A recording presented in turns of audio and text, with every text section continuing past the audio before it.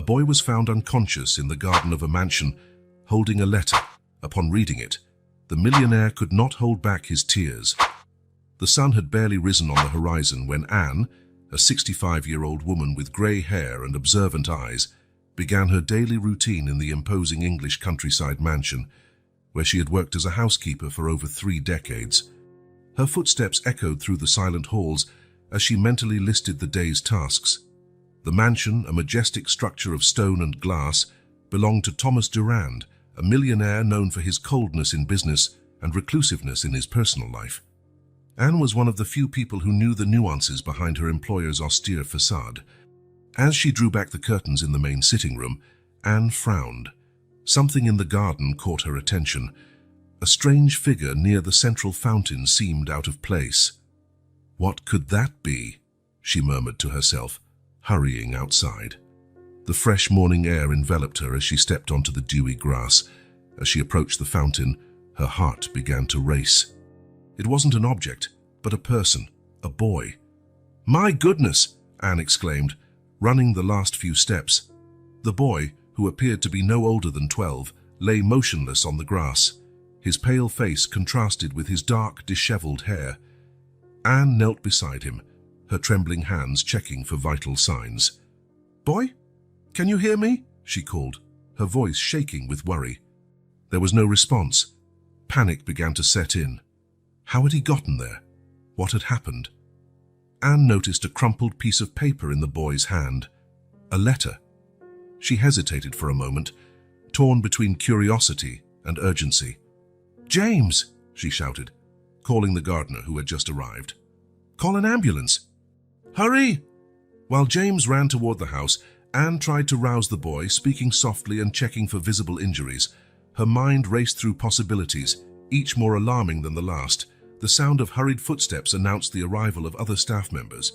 In minutes, the once peaceful garden had turned into a scene of controlled chaos. "What is going on here?" a deep voice boomed.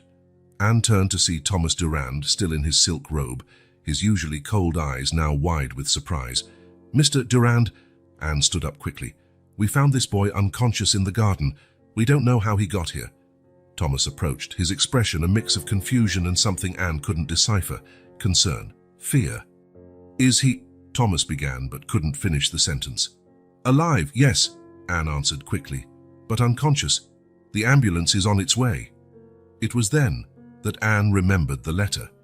"He was holding this," she said, extending the crumpled paper to Thomas.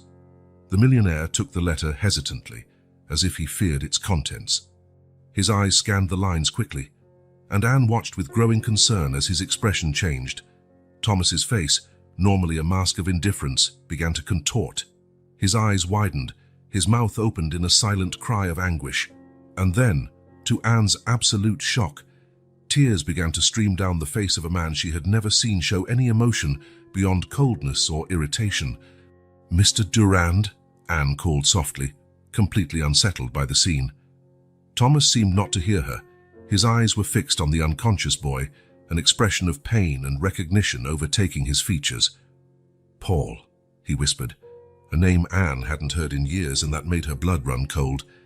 Before Anne could process what was happening, the sound of ambulance sirens cut through the air.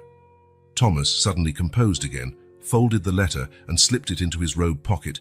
"Anne," he said, his voice rough but firm, "see to it that the boy is taken to the hospital. I need to make some phone calls." With that, he turned and quickly walked back into the mansion, leaving Anne speechless and more confused than ever. As paramedics arrived and began to care for the mysterious boy, Anne's mind swirled with questions. Who was this child? What did the letter say that shook Thomas so deeply? And, most importantly, what connection did he have to Paul Taris, Thomas's twin brother who had disappeared so many years ago? Anne watched the boy being placed in the ambulance, a sense of foreboding settling in her chest. The day had barely begun, and it already carried the weight of long-buried secrets ready to surface. As the ambulance departed, Anne cast one last look up at Thomas's study window. She could see his silhouette, phone in hand. Whatever the letter revealed, it was clear that life at the Durand mansion was about to change drastically. With a deep sigh, Anne prepared to face whatever fate had in store. One thing was certain. The secrets long kept within the Durand mansion were finally about to be revealed, and she would be there to witness every moment. Anne closed the door of the guest room where Simon, the mysterious boy, now rested after returning from the hospital. Her footsteps echoed down the silent corridor of the Durand mansion, each echo seeming to awaken long-dormant memories. She stopped before a window overlooking the garden, the place where, hours before, this entire story had begun to unfold. 30 years had passed in the blink of an eye, Anne thought, allowing her mind to drift into the past. It was a spring morning, much like this one, when Anne arrived at the Durand mansion for the first time. At just 35, with shining brown hair and eyes filled with hope, she climbed the marble steps, amazed by the grandeur of the place. "Welcome to the Durand mansion," said a deep, friendly voice.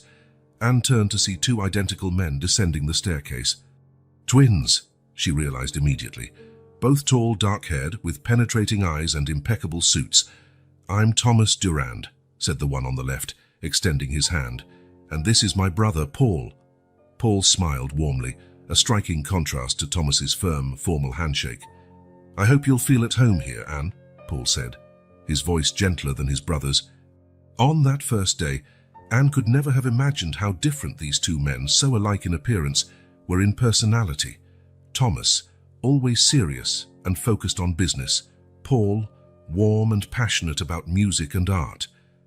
A sigh escaped Anne's lips as the memory faded. She turned, gazing down the corridor. Where silence now reigned, Paul's piano music once filled the mansion with life. But everything changed on that fateful night, 10 years after her arrival. Anne closed her eyes, memories flooding her mind like a torrent. Shouts, the sound of breaking glass, slamming doors. She remembered standing in the kitchen, paralyzed with fear, listening to the heated argument between the brothers. "You can't do this, Thomas." Paul's voice, usually so calm, was charged with anger and disappointment. "It's our family's inheritance." "Business is business, Paul," Thomas had replied coldly. "If you can't understand that, perhaps you should stay out of the way." The sound of furious footsteps, a door slammed hard, and then silence. A silence that would stretch for the next 20 years. The next morning, Paul was gone. No trace, no farewell note. Thomas claimed his brother had decided to travel, maybe to clear his head. But Anne always knew there was more to the story than Thomas let on. Rumors among the staff ran wild. Some said Thomas had thrown Paul out. Others whispered darker theories. Anne, however, remained discreet, watching the subtle changes in the mansion and its master. Thomas became more withdrawn, colder. Smiles, already rare, disappeared completely. The music that once filled the corridors gave way to oppressive silence, broken only by the occasional clink of whiskey glasses on Thomas's lonely nights. A sudden noise brought Anne back to the present. She turned quickly, finding Thomas standing at the end of the corridor, a shadow of the man she had known 3 decades ago. "How is he?" Thomas asked, his voice rough. "Stable," Anne replied. "The doctors say he should wake up soon. They identified him as Simon. He's 12 years old." Thomas nodded slowly, his eyes fixed on the door to the room where Simon rested. "You noticed, didn't you?" he asked, almost in a whisper. Anne didn't need to ask what he meant. From the moment she had seen Simon in the garden, an unsettling feeling had pursued her. Now, seeing the boy clean and rested, the resemblance was undeniable. "He looks like Paul," Anne said, her voice barely a murmur. Thomas closed his eyes, as if the words had struck him physically. "Yes," he replied after a long moment. "Exactly like Paul at 12. The silence that followed was charged with unspoken questions and long-hidden secrets. Anne watched her employer, noticing the lines of worry on his face, the invisible weight on his shoulders. "Mr. Durand," Anne began, hesitant. The letter Simon was holding. What did it say? Thomas opened his eyes, staring at Anne with an intensity that made her step back. For a moment, she thought he wouldn't answer, that he'd send her away as he had so many times before when she dared to ask too many questions. But then, to her surprise, Thomas spoke. The letter was from Paul. The shock of the revelation made Anne lean against the wall. Paul, alive, after all these years. Is he? Anne couldn't finish the sentence. Dead, Thomas completed, his voice choked. The letter, it was a farewell, and a request. Before Anne could ask more, a sound came from Simon's room, cutting off the conversation. A low groan, the creak of the bed. He's waking up, Anne said, moving quickly toward the door. Thomas, however, remained immobile, as if rooted to the spot. His face was a mask of conflicting emotions, fear, anxiety, a hint of hope. Mr. Durand, Anne called, her hand on the doorknob. Aren't you coming? Thomas looked at the door, then back at Anne. In his eyes, she saw the reflection of the young man she had known so long ago, frightened and uncertain. I'm not sure I can, Anne, he admitted, his voice almost inaudible. Anne felt a wave of compassion for her employer, this man who had carried so many secrets for so long. He will need answers, Mr. Durand, and you are the only one who can give them. With a hesitant nod, Thomas took a step forward. Together, they entered the room, ready to face whatever destiny had in store for them.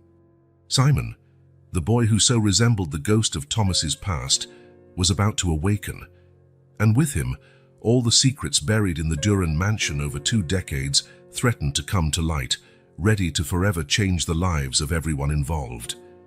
The silence in the room was palpable as Anne and Thomas watched Simon still asleep in bed. The soft sound of the boy's breathing was the only noise breaking the tension in the air.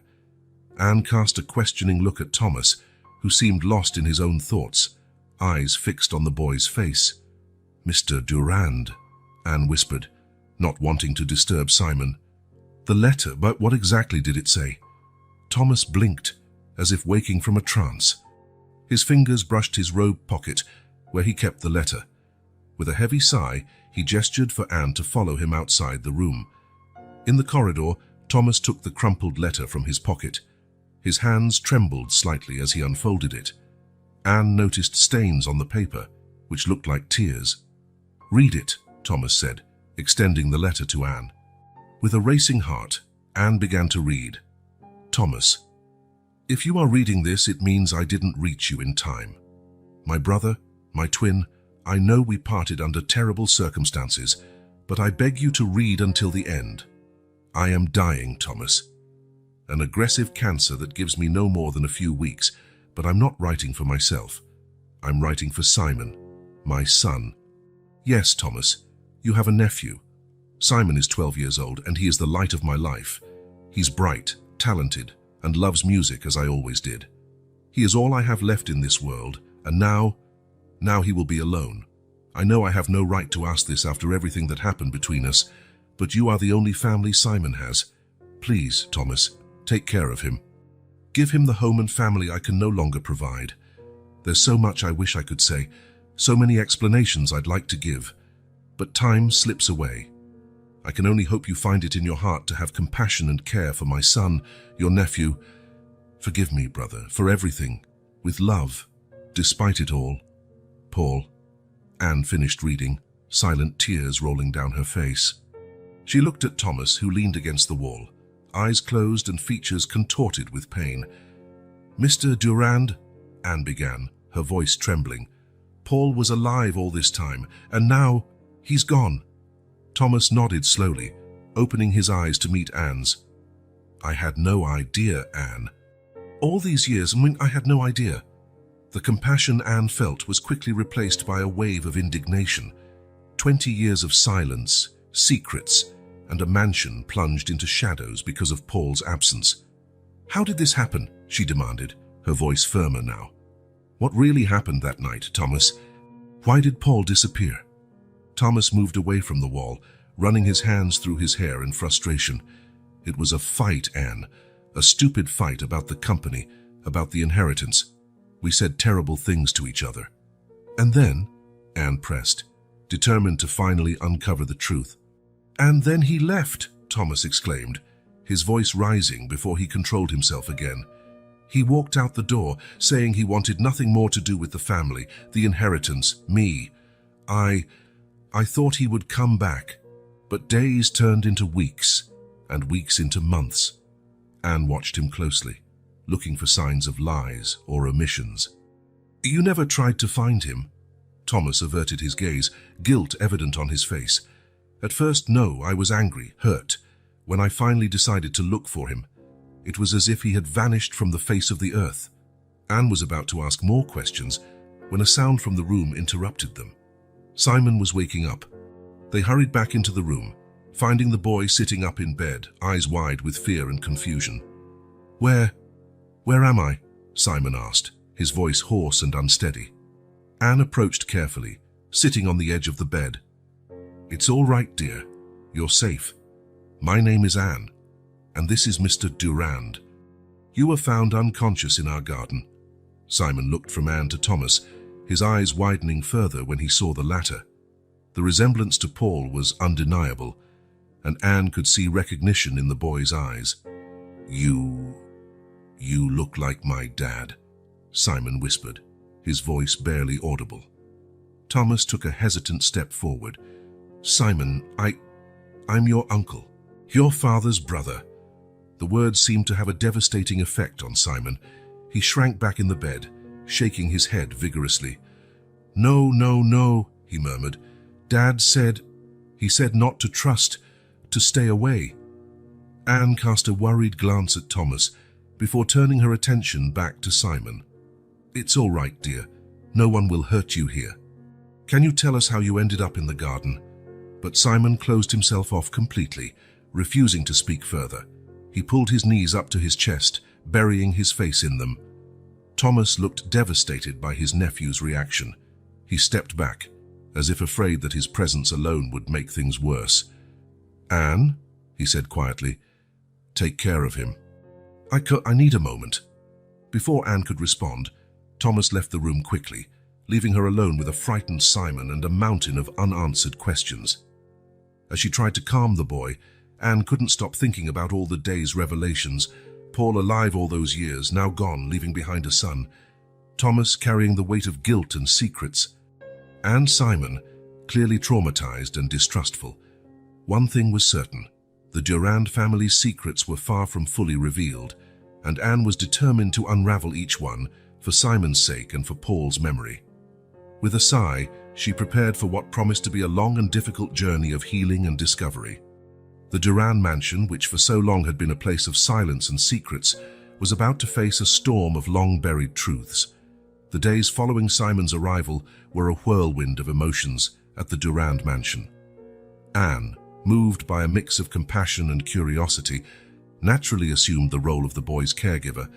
She spent hours in Simon's room, trying to earn his trust with kind words and small gestures of affection. On a particularly sunny morning, Anne entered the room carrying a tray with an elaborate breakfast.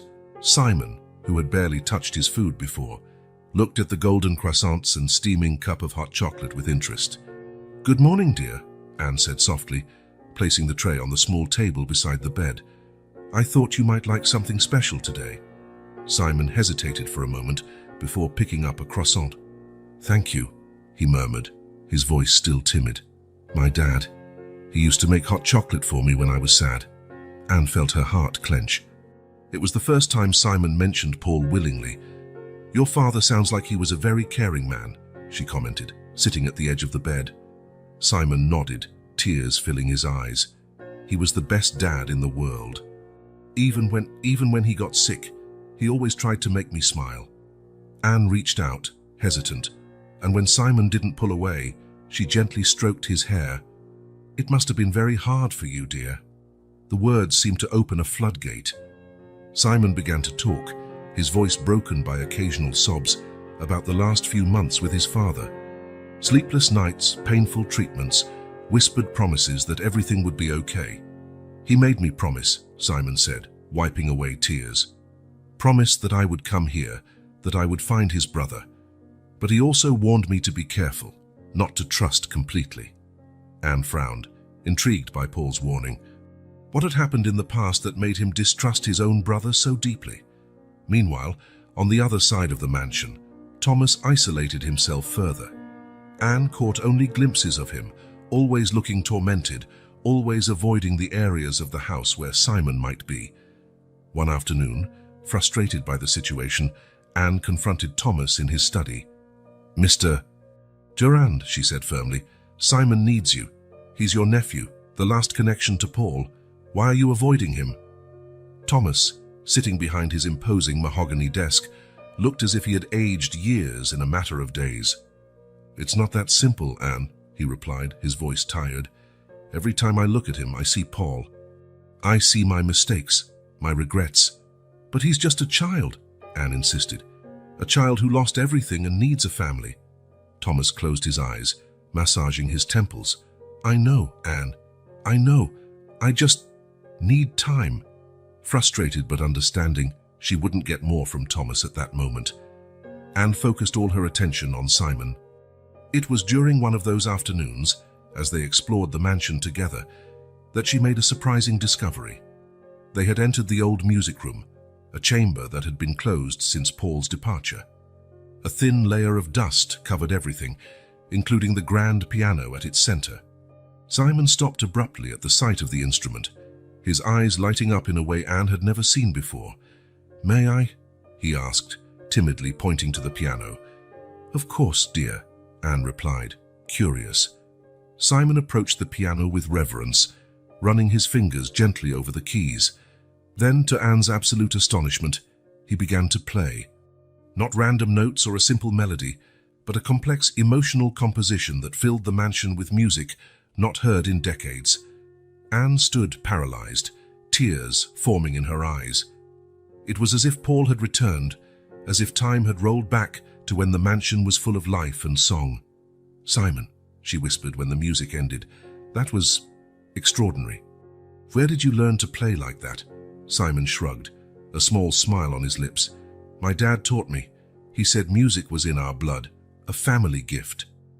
In that moment, Anne knew she had found a way to bring Simon and Thomas together. Music, which once united the twin brothers, could be the bridge to heal the wounds of the past. However, before Anne could form a plan, a new element came into play. She was preparing dinner when she heard the doorbell ring. Curious, she went to the entrance hall, where she found Thomas speaking quietly with a suited man she did not recognize. "Anne," Thomas called, noticing her presence, "this is Mr. Harris, my attorney. We have some important matters to discuss. Please ensure we are not disturbed." With that, Thomas and the lawyer headed to the study, leaving Anne with an uneasy feeling. What could be so urgent and secret that it required the presence of an attorney? Determined to learn more, Anne approached the study door silently, trying to catch fragments of their conversation. Words like custody, inheritance, contests reached her ears, heightening her concern. What was Thomas planning, and how would it affect Simon? Mind racing with new questions and worries, Anne returned to the kitchen. While preparing dinner, she could not stop thinking about how Simon's arrival had triggered a series of events threatening to unearth every carefully guarded secret of the Durand family. One thing was certain: the apparent peace of the mansion was about to be irrevocably shaken, and Anne was determined to protect Simon, no matter the cost. As night fell over the estate, bringing with it a heavy silence, Anne made a silent promise. She would uncover the truth behind Paul's disappearance, understand Thomas's motives, and above all, ensure that Simon found the home and family he deserved. The Durand mansion held many secrets, but Anne was ready to unravel them, one by one. The relentless ticking of the grandfather clock echoed down the empty corridor, marking the minutes Anne spent standing still, ear pressed to Thomas's study door. Her conscience screamed that eavesdropping was wrong, but her concern for Simon outweighed any moral hesitation. "The agreement still stands, Mr. Durand," the lawyer's voice filtered through the thick wood. "But the boy's arrival complicates matters." "I understand, Mr. Harris," Thomas answered, his voice tense, "but the payments must continue. We can't risk the truth coming out now." Anne felt a chill run down her spine. Payments? What truth were they hiding? "What about the DNA test?" the lawyer asked. "If the boy really is Paul's son?" "No," Thomas interrupted harshly. "No tests. Simon is Paul's son, I have no doubts, sir. The sound of footsteps approaching the door made Anne back away quickly, her heart pounding. She retreated to the kitchen, her mind a whirlwind of questions and suspicions. While preparing tea with trembling hands, a long-buried memory resurfaced in her mind, clear as if it had happened yesterday. It was a summer night, about 2 weeks before Paul disappeared. Anne was finishing cleaning the kitchen when she heard raised voices coming from the study. "You can't do this, Thomas." Paul's voice was full of anger and incredulity. "It's our family's money, not just yours. I'm the one in charge of the business, Paul," Thomas replied coldly. "You never cared about the company. Now you want to say." "Because you're siphoning off millions," Paul shouted. "Where's all this money going?" The sound of something breaking made Anne flinch. "That's none of your business," Thomas hissed. "If you tell anyone about this, I swear I'll—" The study door flew open suddenly, and Anne barely had time to hide. Paul rushed out, face flushed with fury. Thomas followed, grabbing his arm. "Let go of me," Paul broke free. "I won't stand by while you destroy everything our parents built." Paul stormed off, leaving Thomas standing in the corridor, fists clenched and a grim expression. Anne blinked, returning to the present. The teacup in her hands had gone cold. She didn't know how long she'd been lost in memories. Determined, she marched to Thomas's study, knocking firmly on the door. "Come in," Thomas's tired voice called. Anne entered, finding her employer behind his desk, a half-empty bottle of whiskey at his side. "Anne," he said, surprised, "what can I do for you?" "I want the truth, Mr. Durand," Anne declared, her voice firm. "About the payments, about what really happened with Paul." Thomas paled visibly. "What are you talking about?" "I heard your conversation with the lawyer," Anne admitted, "and I remembered the argument you had with Paul before he disappeared, about money diverted from the company." Thomas rose abruptly, his face a mask of fury. "You have no idea what you're talking about," he roared. "What happened in the past must remain there. Focus on caring for Simon and don't meddle where you're not wanted." The vehemence of Thomas's reaction took Anne by surprise. She took a step back, but held firm. "Simon deserves to know the truth about his father," she insisted. "Out!" Thomas shouted, pointing to the door. "And if I find you snooping again, consider yourself dismissed." Anne left the study, shaking with anger and frustration. She knew she had touched on something important, something Thomas desperately wanted to keep hidden. That night, Simon's screams echoed through the mansion. Anne ran to the boy's room, finding him sitting up in bed, tears streaming down his pale face. "Simon, dear," she gently embraced him. "It was just a nightmare. It's all right now." "The bad man," Simon sobbed. "He was hurting my dad again." Anne's heart tightened. "What bad man, Simon?" "I don't know," the boy replied, trembling. "Dad was always scared when he talked about him. He said the man had done bad things, hurt many people." Anne frowned, a dark suspicion forming in her mind. Could it be that the bad man was... The next day, taking advantage of Thomas's absence and Simon's rest, Anne decided to investigate on her own. She entered Thomas's bedroom, feeling guilty but determined to find answers. After minutes of fruitless searching, she was about to give up when she noticed something odd. One of the floorboards seemed slightly out of place. Heart-pounding, Anne pried it up, revealing a small hidden compartment. Inside was a carved wooden box. With trembling hands, Anne opened it, finding a series of old documents and a yellowed photograph. The photo showed Thomas and Paul, probably in their early 20s, smiling broadly. Between them stood a stunning woman with dark hair and bright eyes. The three looked happy, carefree, as if the world belonged to them. Anne turned the photo, noting an inscription on the back. Thomas or Sophie and Paul, summer of 1990. Sophie. The name hit Anne like lightning. She remembered hearing it whispered among the older staff, always with meaningful looks and half-spoken words. Who was this woman? And what role did she play in the complicated history of the Durand brothers? Before Anne could investigate further, she heard the sound of a car approaching. Quickly, she replaced everything, her heart pounding as she left Thomas's room. Descending the stairs, Anne knew she had uncovered only the tip of the iceberg. The secrets buried in the Durand mansion were deeper and darker than she had ever imagined. With Sophie's image burned into her mind, Anne made a silent promise to herself and to Simon. She would discover the truth, no matter how painful it might be. For Paul's memory, for Simon's future, and for her own peace of conscience, she would unravel the mystery that haunted the Durand family for decades.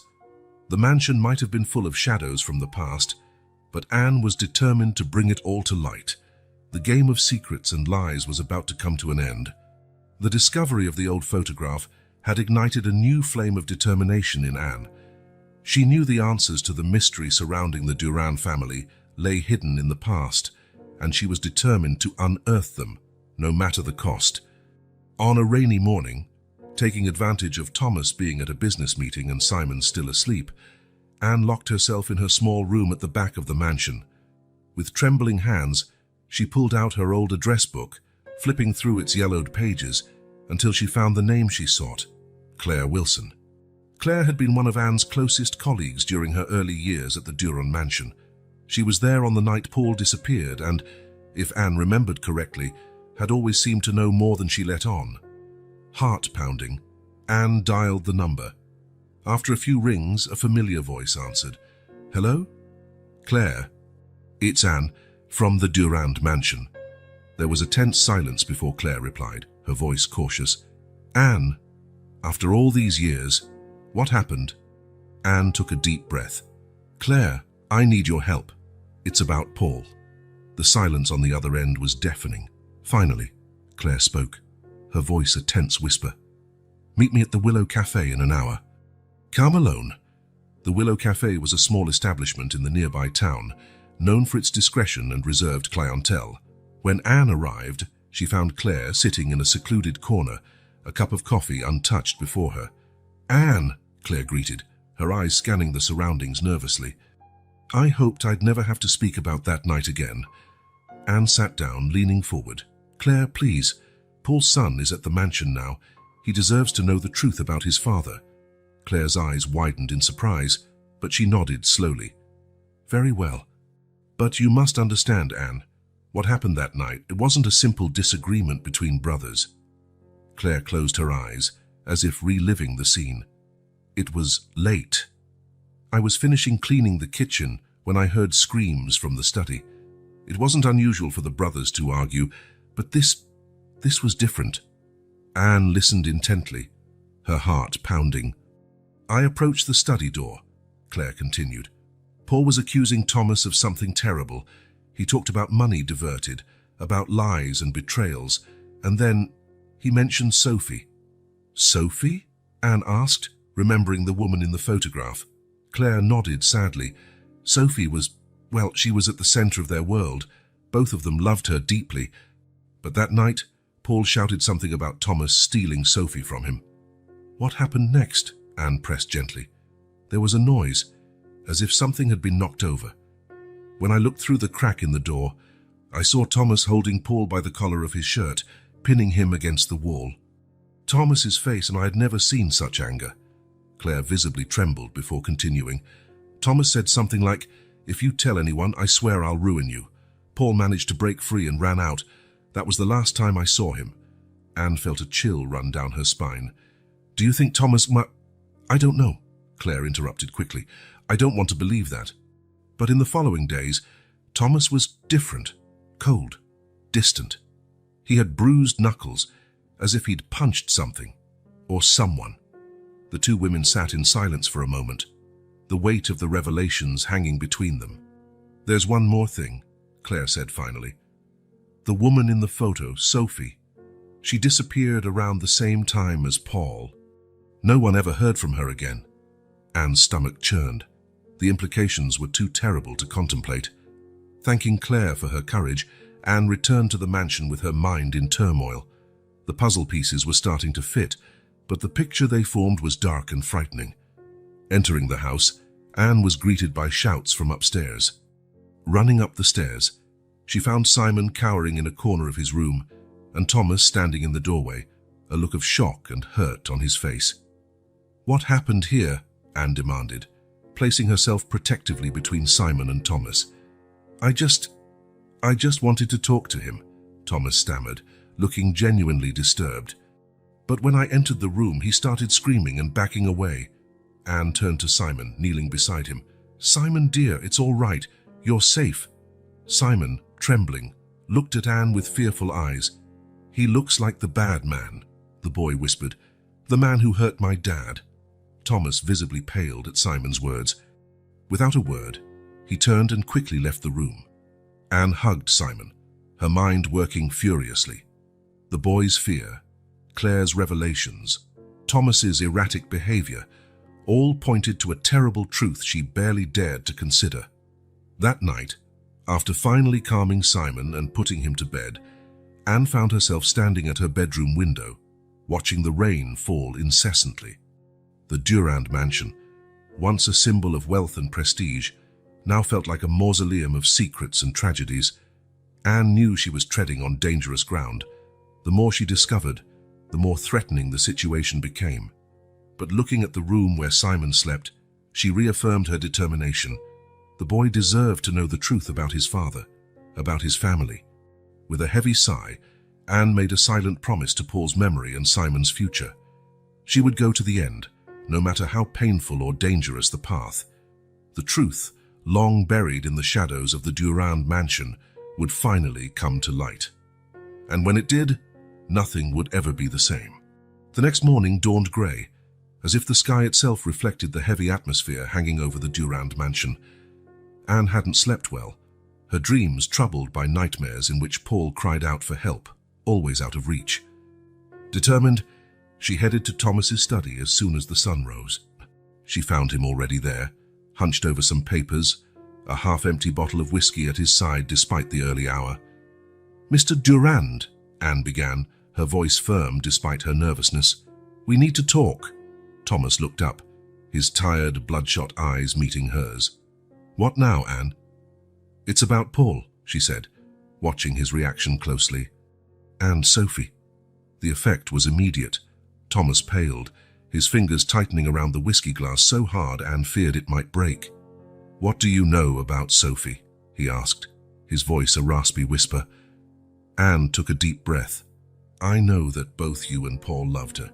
I know there was a terrible fight the night Paul disappeared. And I know you're hiding something, Thomas, something big." For a long moment, Thomas was silent, his gaze distant. Then, with a heavy sigh, he began to speak. She was everything to both of us," he said, his voice laden with emotion. "Paul and I were always competitive, but with Sophie, it was different. We both loved her deeply." Anne listened intently, feeling she was finally nearing the truth. "That night," Thomas continued, "Paul accused me of manipulating the company's accounts, of diverting funds. He was partly right. I was moving money, but not for myself, it was for Sophie." "For Sophie?" Anne asked, confused. Thomas nodded sadly. "She was ill, Anne. A rare, aggressive cancer. The treatments were incredibly expensive, experimental. I was using the company's money to try to save her." Anne felt a wave of compassion, but remained firm. "And Paul?" "Paul found out. He was furious, not about the money itself, but because I hadn't told him about Sophie's illness. He felt I had betrayed him, trying to be the hero alone." Thomas paused, taking a long sip of whiskey before continuing. "We fought, yes, said terrible things, but I swear, Anne, I did not kill him. He stormed out of the mansion that night, taking a substantial amount of company funds. I thought he would return when he cooled off. But he never did." Anne studied Thomas carefully, looking for signs of deceit.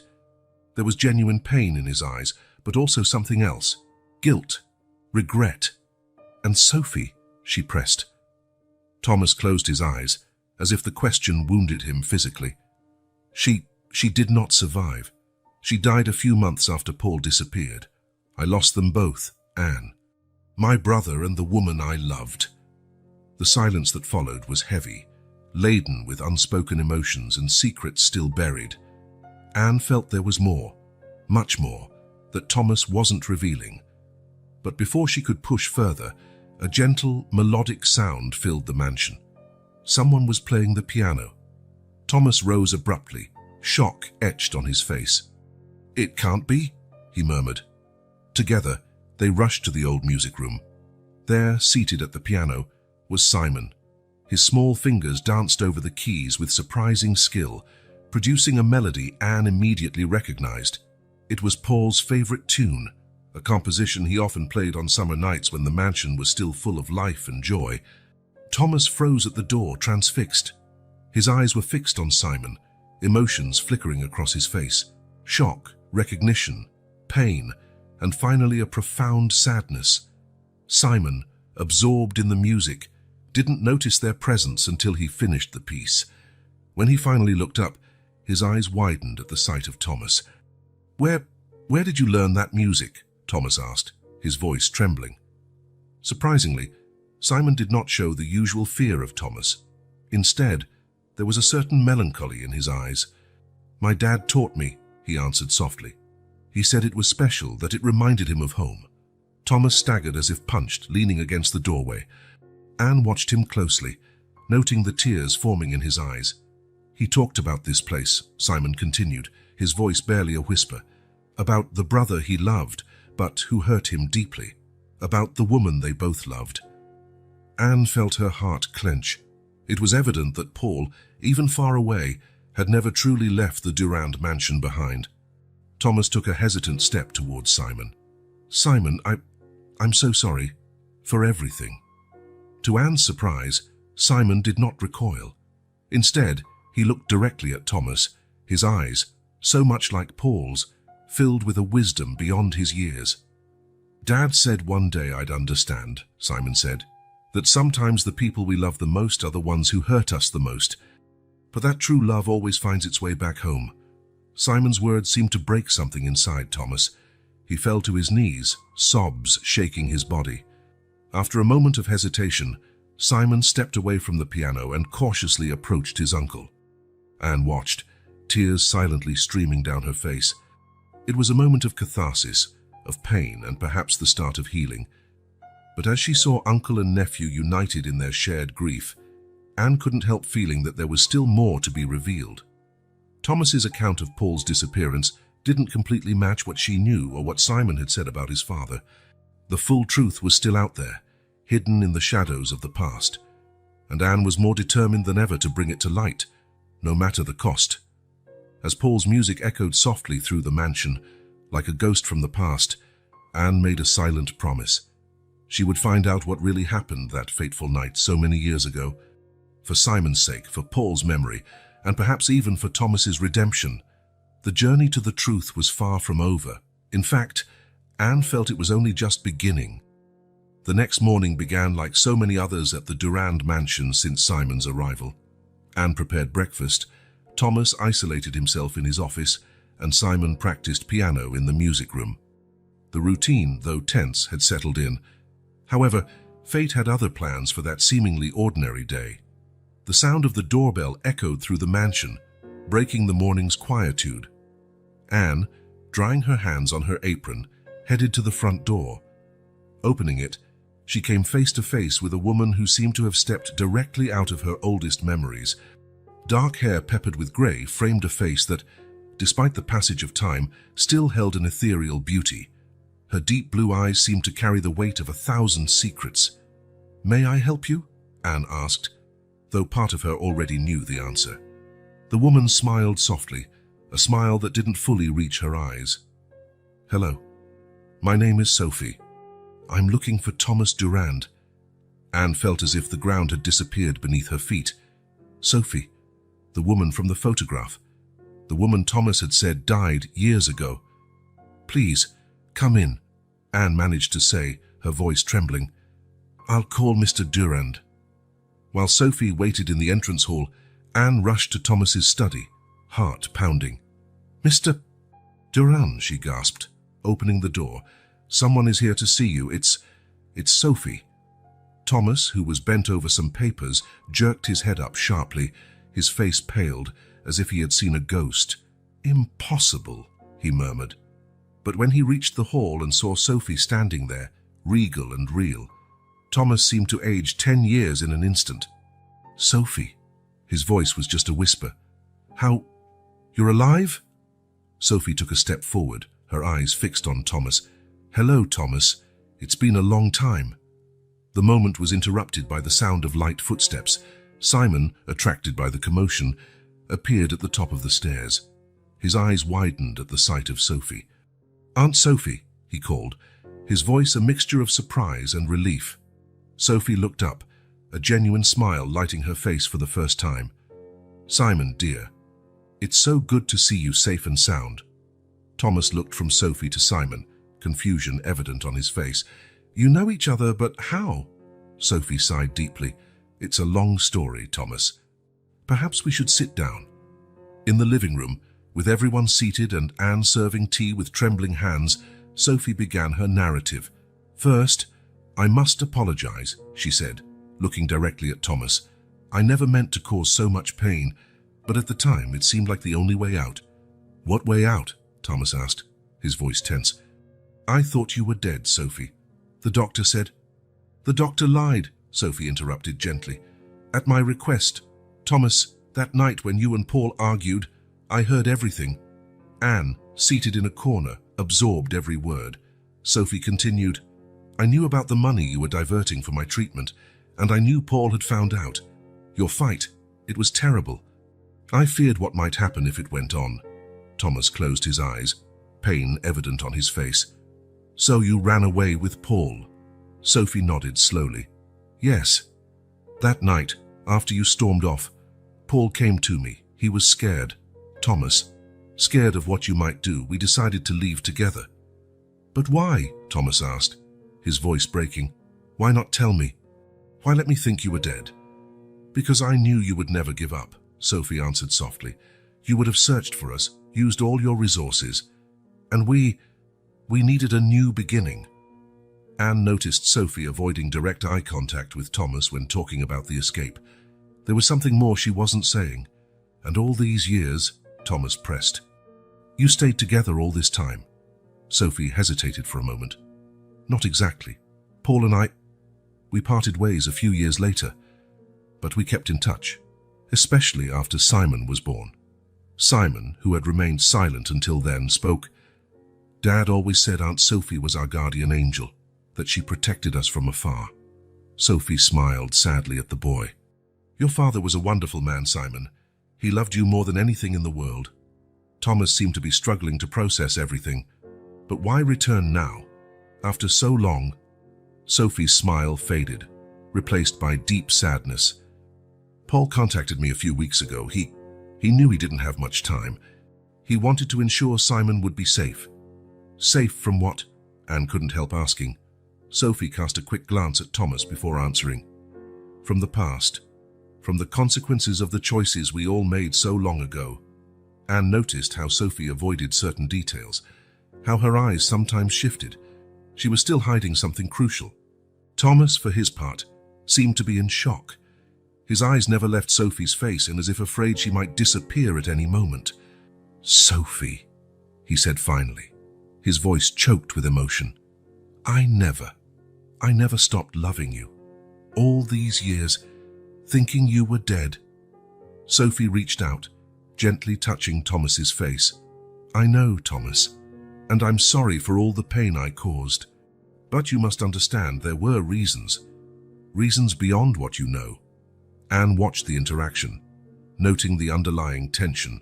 There was a world of unspoken words between Thomas and Sophie, secrets still waiting to surface.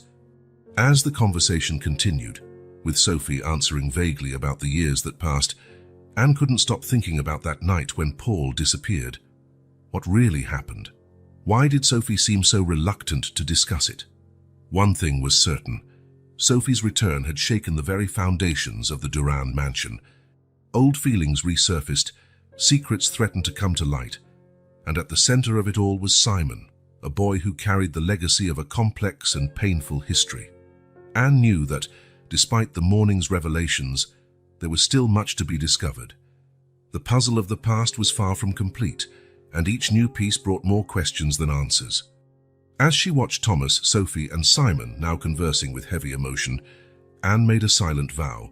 She would discover the whole truth, no matter how painful.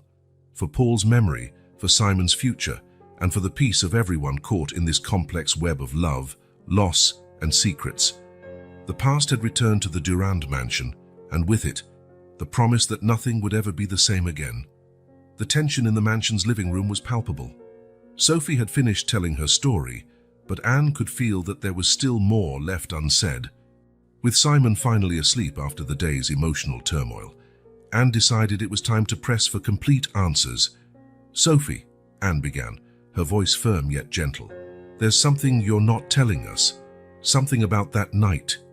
Thomas, who had been sitting silently, looked sharply at Sophie. Their eyes met, and in that moment, Anne saw a flash of understanding pass between them. Sophie sighed deeply, closing her eyes for a moment. When she opened them, they were filled with restrained tears. "You're right, Anne. There's more. Much more." "What really happened that night, Sophie?" Thomas asked, his voice barely above a whisper.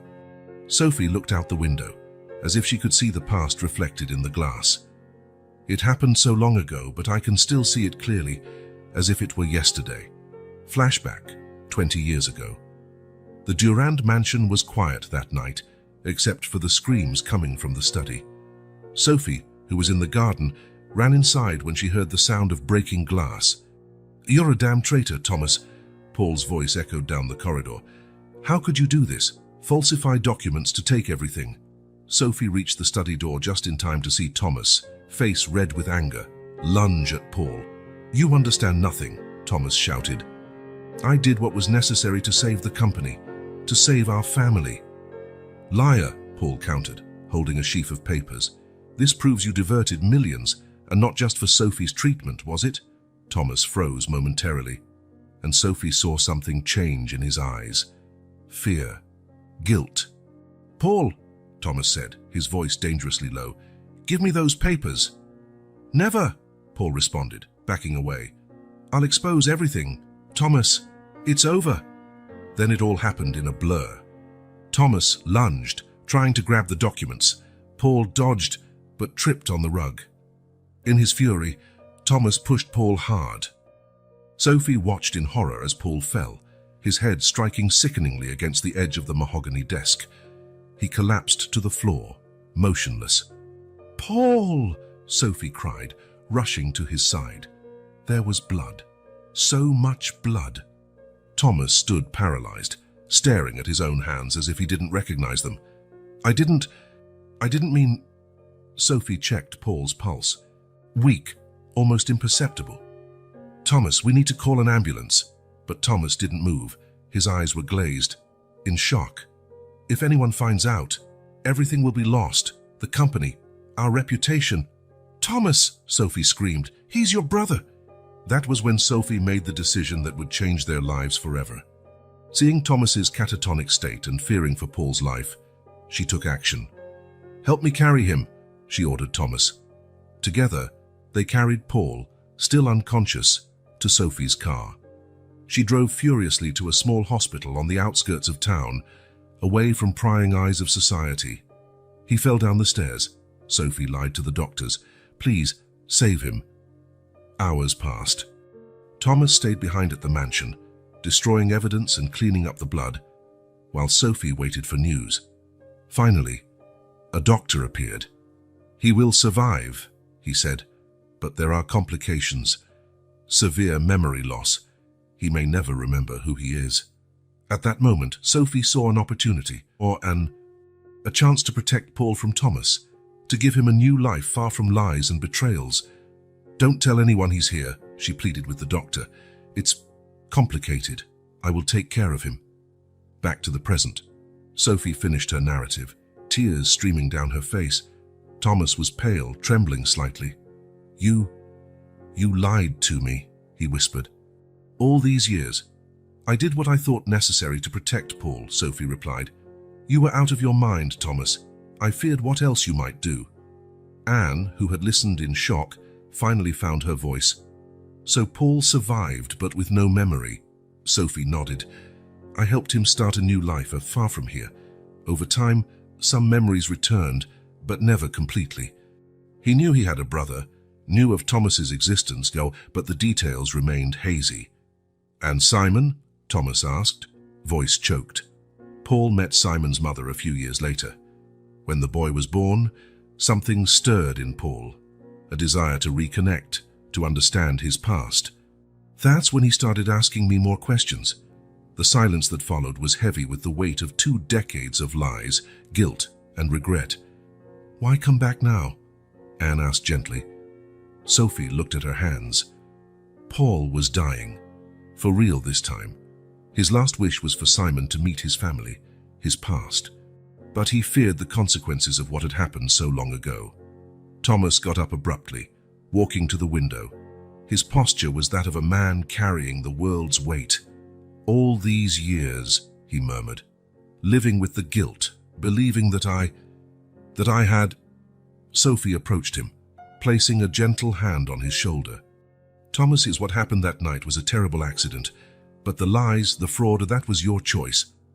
Thomas turned, facing Sophie and then Anne. "I never wanted to hurt Paul. Everything I did, however wrong, was to try to keep our family, our legacy, intact."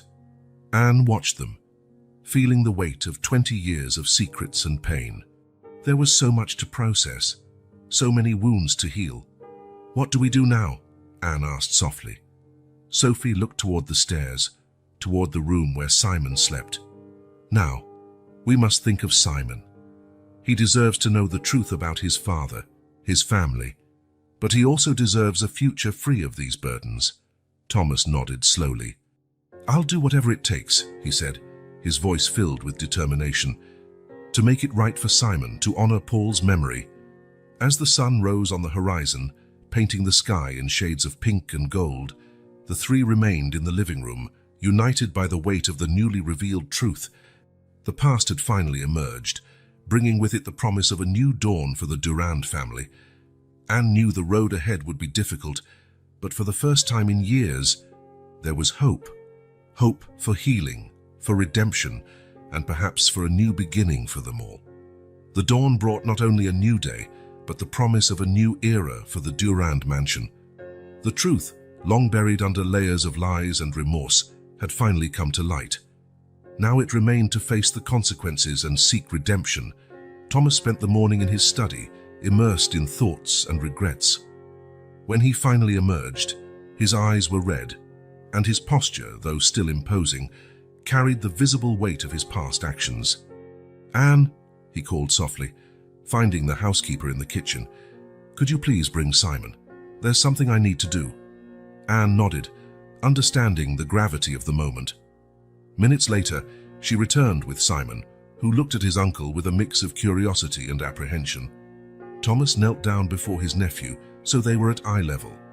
"Simon," he began, his voice trembling, "there's something very important I need to tell you.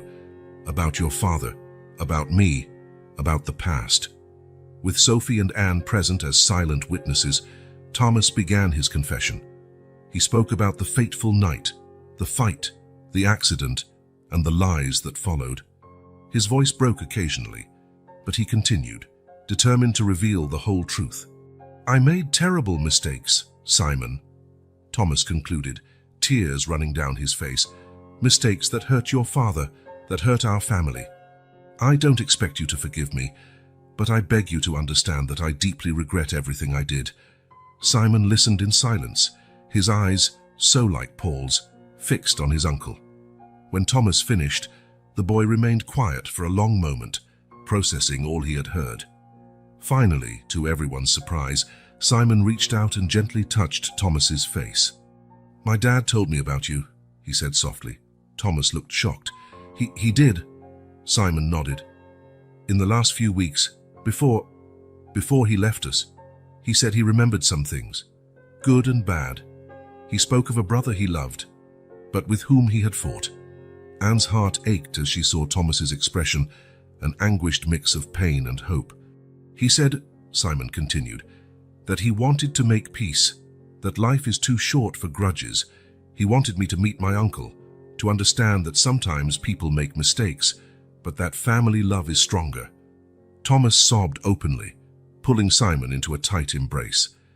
"I miss him so much," he murmured between tears. So much. Anne and Sophie exchanged emotional glances. It was the start of something, a healing process that would be long but necessary. In the days that followed, the dynamic in the mansion changed visibly. At Sophie's suggestion, she stayed to help Simon adjust to his new life and to fill in the gaps of Paul's story. Anne took on the role of mediator, organizing moments for Thomas and Simon to spend time together, always supervising to ensure the boys' comfort.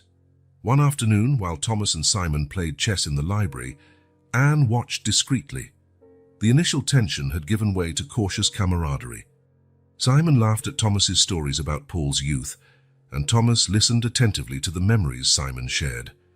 "You know," Thomas said, moving a piece on the board, "your father always beat me at chess. Looks like you inherited his talent."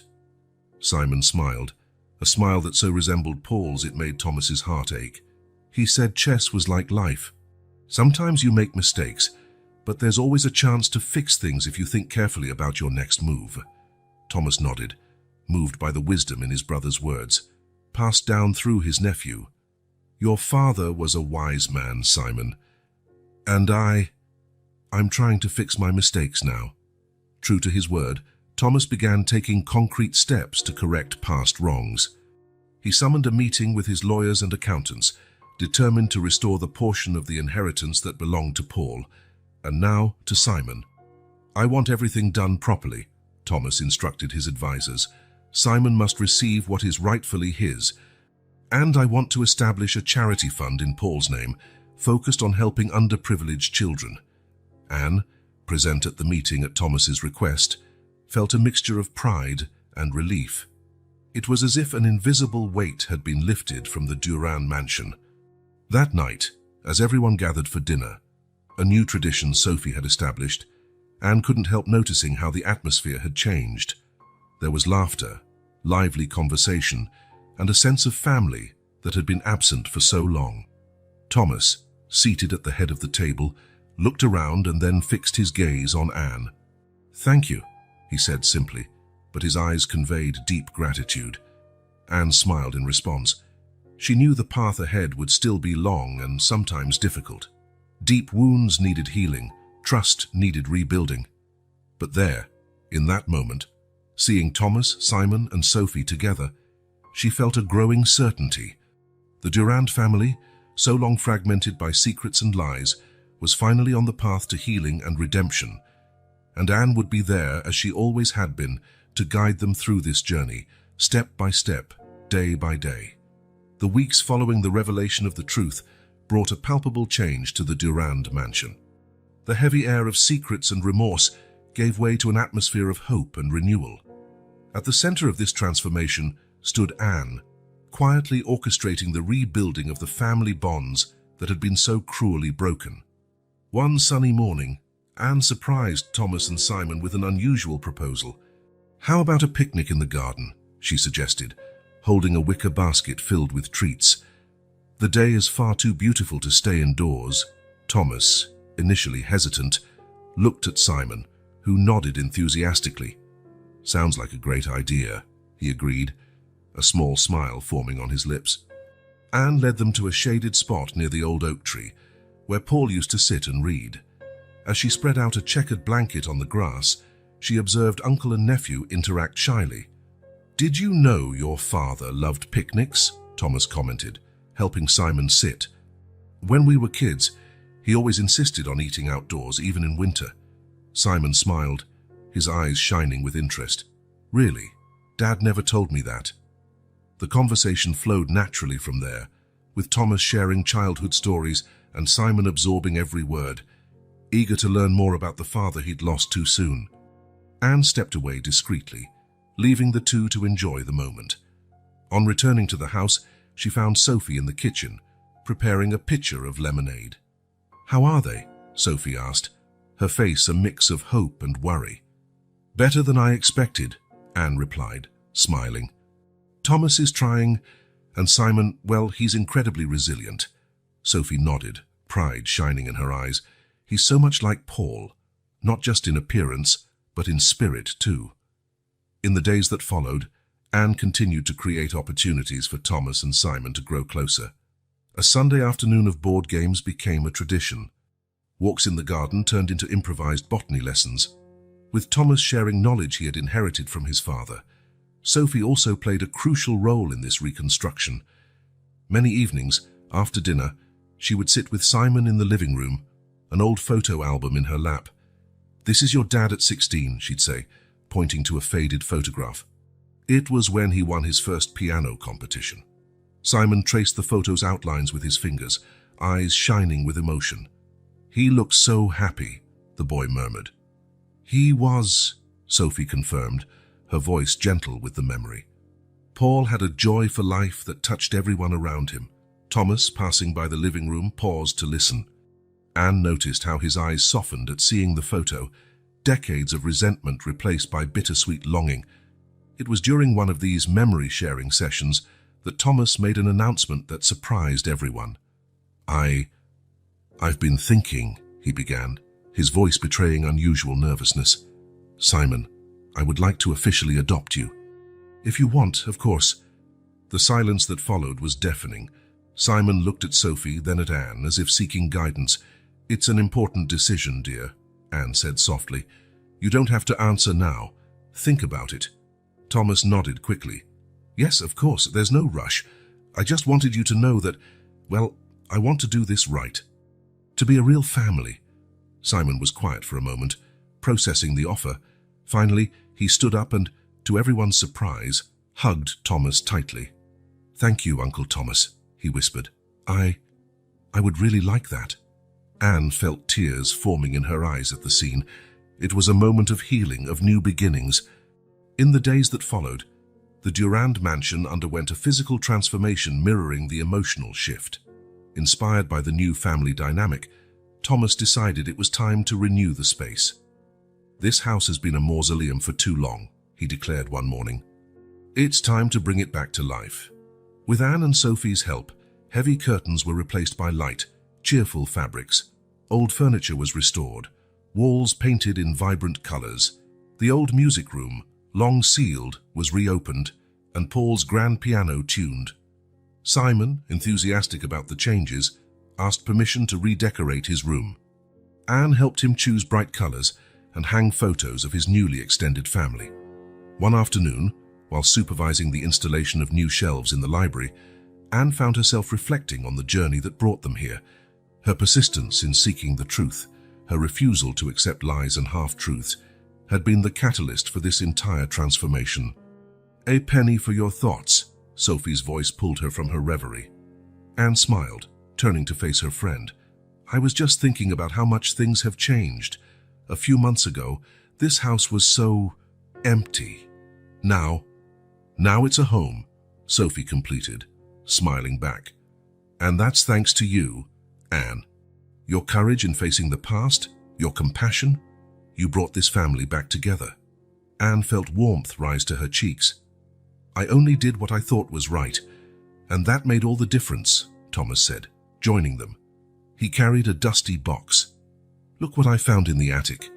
Old family albums. I thought Simon might like to see them." The three went down to the living room, where Simon was practicing on the newly tuned piano. Upon seeing the albums, his eyes lit up. As they settled on the sofas, turning pages full of memories, Anne felt a wave of gratitude. The Durand mansion, once a symbol of secrets and pain, now pulsed with life and possibility. Thomas, with Simon nestled beside him, recounted stories about the photos, his voice filled with affection and nostalgia. Sophie occasionally added details, filling gaps with her own memories of Paul. Anne watched, her heart overflowing with emotion. The truth, as painful as it had initially been, had set them all free. It had given Simon a family, Thomas a chance at redemption, Sophie peace of mind. And for Anne, it brought the satisfaction of knowing that her faith in truth and kindness had not been in vain. The Durand mansion, once a place of shadows and whispers, now resonated with laughter and the promise of a bright future. As the sun set outside, painting the sky in golden tones, Anne knew with certainty the familial bonds, once broken, had not only been restored, but strengthened. And she, the faithful housekeeper, had played a crucial role in this transformation. The journey was not over, of course. There was still much healing, much to build. But now, at last, they were all on the right path together. Autumn had arrived at the Durand mansion, painting the garden in shades of gold and red. Simon, now more comfortable in his new home, spent hours exploring every corner of the property. It was during one of these explorations that he made a discovery that would change everything once again. In the dusty attic, hidden behind old boxes and covered furniture, Simon found a small leather suitcase. Carefully, he opened it, revealing its precious contents, a collection of diaries, all written in his father's handwriting. "Uncle Thomas!" Simon shouted, racing down the stairs, clutching the suitcase against his chest. "Look what I found." Thomas, who was in the library with Anne and Sophie, looked surprised as the boy burst in, breathless. "What do you have there, Simon?" With reverence, Simon placed the suitcase on the table and opened it, revealing the diaries. "They belong to my dad," he said softly. "His diaries." An emotional silence fell over the room. Thomas reached out with a trembling hand, gently touching the covers of the journals. "I had no idea. I didn't know he kept diaries." Sophie stepped closer, tears shining in her eyes. "Paul was always the sentimental one," she commented, a nostalgic smile on her lips. Anne, sensing the importance of the moment, suggested, "Perhaps we should read them together." "If Simon agrees," was of course. Simon nodded eagerly. "Yes, please. I want to learn more about my dad." In the following weeks, evenings at the Durand mansion gained a new ritual. After dinner, everyone gathered in the library, where Thomas or Sophie read aloud selected passages from Paul's diaries. Paul's words, written over the years, revealed a deep and complex soul. There were entries about his childhood with Thomas, full of shared adventures and laughter, reflections on music, his eternal passion, and, of course, pages dedicated to Simon, overflowing with paternal love and pride. One night, Thomas read a particularly moving excerpt. Today, Simon played his first complete composition. As I watched him at the piano, I saw not just my son, but a living legacy of our family. Music has always been the heart of the Durands, and now, through Simon, it continues to beat. I only hope that one day he can share this gift with Thomas, that he can reunite our family through the notes that define us. When Thomas finished reading, tears glistened in his eyes. He looked at Simon, who sat at the piano, lightly running his fingers over the keys. "Simon," Thomas said, his voice choked, "your father was right. Music is the heart of our family. And I think I know how we can honor his legacy." In the days that followed, Thomas worked tirelessly on a new project. With the help of lawyers and consultants, he laid the foundation for the Paul Durand Music Foundation, dedicated to providing music education to underprivileged children. "I want Paul's talent, now living in Simon, to touch the lives of other children," Thomas explained during a family meeting. "This foundation will be our way of keeping Paul's spirit alive, spreading the joy he always brought through music." Simon, moved by the idea, immediately offered to give piano lessons as part of the foundation's program. "It's what Dad would want," he said, eyes shining with determination. Anne, however, surprised everyone with an unexpected suggestion. "What if we held a benefit concert to officially launch the foundation?" The idea was met with unanimous enthusiasm. Soon the Durand mansion buzzed with preparations for the event. Simon spent hours practicing at the piano, determined to make his father proud. Thomas immersed himself in logistics, transforming the garden into a concert-worthy venue. Amid all the activity, Thomas called Anne for a private conversation in his study. "Anne," he began, his voice serious, "you have been the pillar of this family longer than I can remember. Without you, none of this would be possible." He paused, searching for the right words. "I'd like to ask you something very important. Would you accept becoming the director of the Paul Durand Foundation?" Anne was momentarily speechless, moved by the offer. "Thomas, I'm honored, but are you sure? I'm not a musician." Thomas smiled gently. "You may not play an instrument, Anne, but you orchestrated this family's reconciliation. I can't think of anyone better to lead this legacy." With tears in her eyes, Anne accepted the position, feeling she had finally found her true purpose. As preparations for the concert advanced, another subtle transformation occurred in the mansion. Sophie and Thomas, united by their shared love for Paul and Simon, began rediscovering feelings they had long buried. One night, Anne found them in the garden, talking quietly under the moonlight. "We lost so much time," Sophie said, her hand gently resting on Thomas's. "Perhaps," Thomas replied softly, "but now we have the chance to make things right. For us, for Simon, for Paul's memory." Anne smiled to herself, silently withdrawing to give them privacy. Love, she thought, had mysterious ways of blooming, even from the ashes of tragedy. Finally, the day of the benefit concert arrived. The Durand Mansion's garden was magnificent, decorated with soft lights and lush flowers. A small orchestra occupied an elegant stage, and chairs had been set up for hundreds of guests. Simon, dressed in an impeccable suit, looked nervous but determined. Before going on stage, he hugged Thomas, Sophie, and Anne. "You are my family now," he said, voice thick with emotion. "And I know Dad is here with us too." When Simon sat at the piano and began to play, a reverent silence fell over the audience. His hands danced over the keys, producing a melody both new and strangely familiar. It was a piece he had composed, incorporating themes from his father's favorite compositions. Anne, watching from the front row, felt her heart fill with pride and love. Beside her, Thomas held Sophie's hand, both with tears in their eyes. In that moment, under the stars and guided by Simon's music, Paul's legacy was more alive than ever. As the final notes of Simon's composition echoed through the garden, Anne had a profound certainty. The Durand Mansion, once a place of secrets and pain, had been transformed. Now it was a home, a sanctuary of music and love, a living tribute to the man whose absence had brought them together in ways no one could have foreseen. Paul's legacy lived not only through Simon's music or the foundation bearing his name, but in the hearts of those he had touched. And as the night advanced, filled with music and promises of a bright future, Anne knew this was only the beginning of a new chapter in the Durand family's story. The Durand Mansion's garden glowed under the starry sky, transformed into a fairy tale setting for the benefit concert. Soft lights hung between the trees, creating an almost magical atmosphere. The murmuring crowd waited, filled with expectation, as guests settled into their chairs. Anne, standing near the stage, felt her heart pounding. Her eyes scanned the crowd, recognizing familiar faces and noting the presence of important community figures. Everyone was there to witness not just a concert, but the rebirth of a family. The lights dimmed and a hush fell over the garden. Simon stepped onto the stage, walking with a confidence Anne barely recognized. Gone was the frightened boy who had arrived at the mansion months before. In his place stood a young musician, ready to honor his father's legacy. Simon sat at the piano, his hands hovering over the keys for a moment.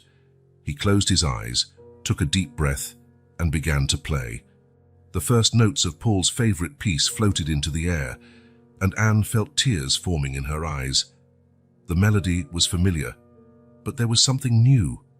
Subtle touches Simon had added, making it his own interpretation of the beloved classic. As the music enveloped everyone, Anne looked around, watching the reactions. Thomas, sitting in the front row, kept his eyes on Simon, his face a mixture of pride and contained emotion. Beside him, Sophie held his hand, silent tears running down her cheeks. Anne realized at that moment how deeply each person present had been transformed by the events of the past months. Thomas, once closed off and bitter, now radiated a serenity Anne had never seen before. The years of guilt and secrets seemed to have lifted, replaced by a determination to do the right thing. Sophie, who had carried the weight of so many secrets, now looked lighter, as if a heavy burden had been lifted from her shoulders. Her smile as she watched Simon play was genuine and full of hope for the future. And Simon, the boy who had arrived frightened and alone, now shone on the stage. His music was not only a tribute to Paul, but a statement of who he was and who he was becoming. When the final notes of the music faded into the night air, There was a moment of reverent silence before the audience burst into applause. Simon stood, a radiant smile on his face, and bowed. Thomas climbed onto the stage, hugging Simon tightly before speaking into the microphone. The garden fell silent again, everyone awaiting his words. "Good evening, everyone," Thomas began, his voice slightly trembling with emotion. "I thank each and every one of you for being here tonight. This concert isn't just about music, it's about family, redemption, and new beginnings." He paused, looking at Simon and then at the audience. "Many of you knew my brother, Paul. He was not only a talented musician, but a gentle soul who touched everyone he met. For years, I made terrible mistakes that separated us. Today, before all of you, I want to ask for forgiveness, publicly." A murmur ran through the crowd, but Thomas continued. "Through Simon's music, through the love and perseverance of those around me, I learned the true meaning of family. The Paul Duran Music Foundation is not just a tribute to my brother. It's a promise of a better future, where music can unite people and heal wounds." Anne noticed tears in the eyes of several guests. Thomas's raw honesty was touching everyone. "Tonight marks a new beginning for the Durand family," Thomas concluded, his voice gaining strength. "A beginning based on love, truth, and forgiveness. I hope that, through our music and actions, we can honor Paul's legacy and make a difference in the world." When Thomas finished, the garden erupted in applause again. Simon ran to embrace his uncle, and soon Sophie joined them on stage. Anne watched, her heart overflowing with emotion, as the family she had helped bring together embraced in front of everyone. Thomas gestured for Anne to join them on stage. Hesitant, she climbed the steps, only to be pulled into a warm hug by Simon. "You are part of this family too, Anne," Thomas said into the microphone, his voice full of gratitude. "Without you, none of this would have been possible." The hours that followed were a whirlwind of music, laughter, and celebration.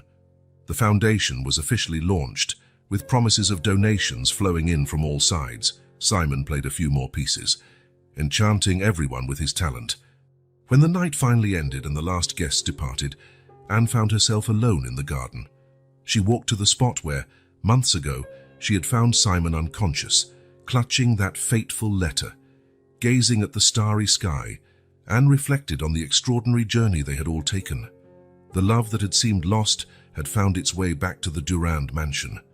The truth, painful as it was at first, had proven to be the catalyst for healing and forgiveness. Forgiveness had been the key to opening hearts long closed by time and hurt. "Anne?" Simon's voice pulled her from her thoughts. He approached, followed by Thomas and Sophie. "Are you all right?" Thomas asked, concern in his voice. Anne smiled, tears of happiness in her eyes. "Never better," she answered softly. Simon took Anne's hand, gently tugging her. "Come on, we have champagne to celebrate." As they walked back to the mansion, now truly a home, Anne felt a deep sense of peace and fulfillment. The Durand family, once broken and lost, had reunited and healed.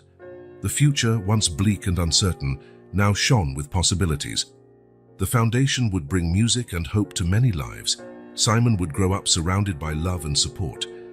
Thomas and Sophie had the chance to explore the love they never had the opportunity to embrace before. And Anne knew she had found her true purpose. Not just as a housekeeper, but as the guardian of this reborn family, as the director of the foundation that would change lives. As they crossed the threshold, leaving behind the garden where it all began, Anne made one last silent reflection. The deepest wounds, the darkest sorrows, the heaviest secrets, all could be healed with love, truth, and forgiveness. The Durand mansion, once a place of shadows and whispers, now resonated with music and laughter, and under the starry sky, a reunited family celebrated not just the end of a special night, but the beginning of a new chapter full of promises and possibilities.